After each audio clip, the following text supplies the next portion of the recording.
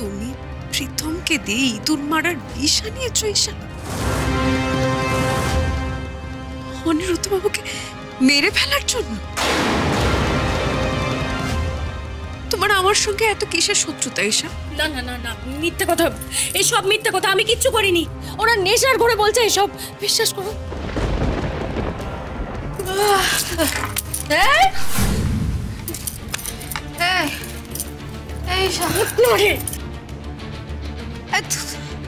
তুই কি গো? সামান্য একটা কাজ তুমি করতে পারলে না? হ্যাঁ, তো কষ্ট করে ওই জাগি থেকে ঝগড়া করে ভাই দিয়ে রান্না করে তখন আটকে রাখলাম। তুই একটা বিষ মেশা।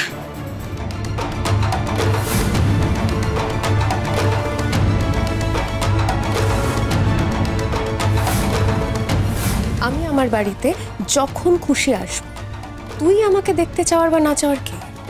আমি এই বাড়ির বউ, তোকে জিজ্ঞাসা করার অধিকার আমার আছে। বলছি, তোর এখনকার বর অনিরুদ্ধ বাবু, তাকে ধরে রাখতে পারছিস তো? চুপ করো না, সামান্য একটা। দাদা ভাই দেখ, ঈশাকে প্লিজ ক্ষমা করে দে। বৌদি দেখো, ঈশার কোনো দোষ নেই।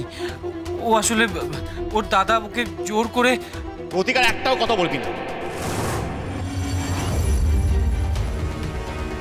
ঈশাকে ক্ষমা করার প্রশ্নই ওঠে না।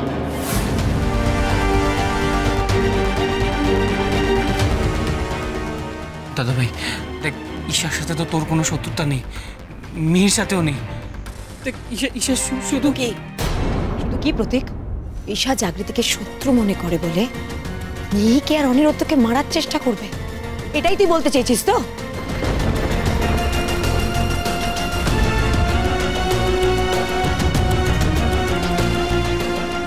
প্রীতম যে প্রথমবার আমার ক্ষতি করতে চেয়েছে তাই নয় প্রতীক।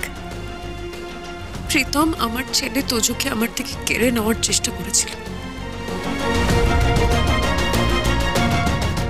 ঘটনাটা তোমার মনে না থাকলেও আমি কিন্তু ভুলিনি।